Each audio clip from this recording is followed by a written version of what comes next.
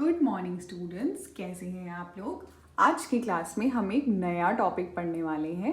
जैसा कि आप देख सकते हैं, इस नए टॉपिक का नाम क्या है। इस नए टॉपिक का नाम है जम्बल्ड सेंटेंसेस।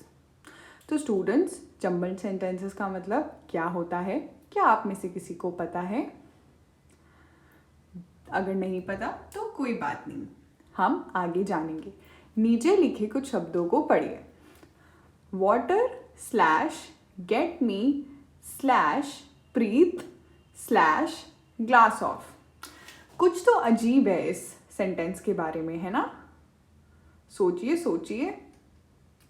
जी हाँ, इस सेंटेंस का कोई मतलब नहीं बन पा रहा है। Water get me Preet glass of, इसका क्या मतलब बनेगा स्टूडेंट्स? कोई मतलब नहीं बनेगा। तो हम कह सकते हैं कि ये सेंटेंस जो मैंने यहाँ पे लिखा है, ये है एक जम्बल्ड सेंटेंस, यानी कि ऐसा सेंटेंस जो जिसका कोई मतलब नहीं है, जिसका कोई मीनिंग नहीं है। तो हमें इस सेंटेंस को अनजम्बल करके इसका मतलब बनाना होगा। तो आइए जानते हैं हम इसको अनजम्बल करके इसका मतलब कैसे बना सकते हैं। तो स्टूडेंट्स, जैसा कि आप देख सकते हैं, ये था मेरा jumbled sentence, water get me Preet glass of. तो अब हम जानेंगे इसको हमने अनजम्बल कैसे किया। तो स्टूडेंट्स, इंग्लिश में जब हम ग्रामर पढ़ते हैं तो उस ग्रामर को पढ़ने के और वाक्य बनाने के कुछ रूल्स होते हैं, यानी कि कुछ ट्रिक्स होती हैं जो हमें आनी चाहिए अगर हम इंग्लिश में सेंटेंस बना रहे हैं। तो स्टूडेंट्स, ये कुछ तरीका होता है। कोई भी एक सेंटेंस होता है, उसमें 3 चीज़ें होती हैं और वो इसी ऑर्डर में होती हैं। सबसे पहले लिखा जाता है सब्जेक्ट। सब्जेक्ट यानी कि कार्य करने वाला, जो व्यक्ति या जो चीज़ या जो इंसान कार्य कर रहा है उसको सब्जेक्ट बोला जाता है। वर्ब होती है क्रिया, सब्जेक्ट के बाद आती है क्रिया, उसके बाद अंत में आता है ऑब्जेक्ट। ऑब्जेक्ट क्या होता है स्टूडेंट्स? वो चीज़ या फिर जिसके लिए कार्य किया जा रहा है, उसको यहाँ पे ऑब्जेक्ट बोला गया है। तो इंग्लिश ग्रामर में सेंटेंस इसी ऑर्डर में हम लिखते हैं, सब्जेक्ट, वर्ब और ऑब्जेक्ट। सबसे पहले सब्जेक्ट आता है, यानी कि कार्य करने वाला, फिर आता है वर्ब यानी कि क्रिया जो काम करा जा रहा है, और फिर आता है ऑब्जेक्ट, वो चीज़ या फिर जिसके लिए कार्य हो रहा है। तो आइए जानते हैं, अगर हम सब्जेक्ट, वर्ब और ऑब्जेक्ट वाला रूल इस वाक्य पे लगाएं तो कैसे हम इसको अनजम्बल कर पाते हैं। तो इसमें हम सबसे पहले सब्जेक्ट ढूंढेंगे, यानी कि जो कार्य कर रहा है। तो यहाँ इस सेंटेंस में कार्य कौन कर रहा है? प्रीत। प्रीत क्या कार्य कर रही है? वो पानी लेके आ रही है। तो यहाँ पे प्रीत सब्जेक्ट हो गई। तो सबसे पहले हमने प्रीत लिख दिया। उसके बाद वर्ब क्या हो गया स्टूडेंट्स? गेट। गेट वर्ब हो गया, मतलब गेट यानी कि लाना।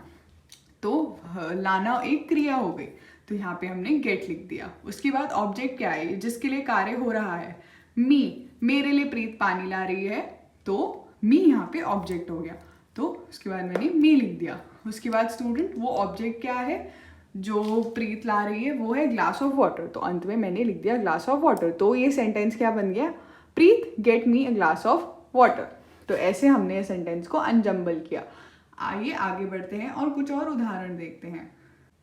तो स्टूडेंट्स, आइए बढ़ते हैं अपने दूसरे उदाहरण की तरफ, जो मैं ऊपर लिख चुकी हूँ, fox the bird after ran the. तो इसका भी कोई मतलब नहीं बन रहा है। तो आइए इसको भी अनजम्बल करते हैं अपनी सब्जेक्ट, वर्ब, ऑब्जेक्ट वाली ट्रिक से। तो यहाँ पे भी मैंने वही लिख दिया है जो मैंने पिछले उदाहरण में लिखा था। सब्जेक्ट यानी कि कार्य करने वाला, वर्ब यानी कि क्रिया, और ऑब्जेक्ट चीज़ या फिर जिस पे कार्य हो रहा हो। तो आइए देखते हैं कि इस वर्ड में, इस सेंटेंस में सब्जेक्ट क्या है। तो स्टूडेंट्स ध्यान से देखिए, कार्य करने वाला क्या लग रहा है इसमें? Fox the bird after ran the. इसमें फॉक्स लग रहा है कार्य करने वाला, है ना? तो हमने सबसे पहले लिख दिया सब्जेक्ट, और रैन आफ्टर क्रिया हो गई। रैन आफ्टर मतलब भागना उसके पीछे, तो रैन आफ्टर क्रिया हो गई। और ऑब्जेक्ट यानी कि जिस पे कार्य हो रहा हो, वो क्या है? बर्ड है। Fox ran after bird.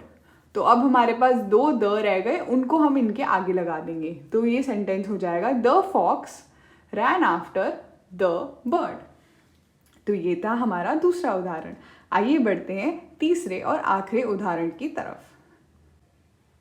तो स्टूडेंट्स आइए बढ़ते हैं आज के तीसरे और आखिरी उदाहरण में, जो कि मैंने अब अपने सामने लिख दिया है, आप भी देख पा रहे होंगे। Fat very was the cat. तो इसका भी कोई मतलब नहीं बन रहा है, आइए इसको अनजम्बल करते हैं सब्जेक्ट वर्ब और ऑब्जेक्ट के तरीके से। तो स्टूडेंट्स कई बार अक्सर ऐसे सेंटेंसेस में हमें समझ नहीं आता है कि सब्जेक्ट यानी कि कार्य करने वाला कौन है, क्योंकि ये तो जम्बल्ड हो रखा है, हमें कैसे पता चलेगा कि कार्य कौन कर रहा है। तो ऐसे में हम क्या करते हैं, हमें जो सबसे पहली चीज़ समझ आ रही है तो मैं वर्ब से शुरू करती हूँ। मुझे लगता है कि इनमें से वर्ब वॉज होगा, क्योंकि फैट का मतलब होता है मोटा, वेरी मतलब होता है बहुत, वॉज मतलब था या थी, और द कैट मतलब एक बिल्ली। तो इनमें से सबसे ज़्यादा मुझे वर्ब लग रहा है वॉज यानी कि थी। तो वॉज में यहाँ पे क्रिया लिख दूंगी, सबसे पहले मैंने वॉज लिख दिया।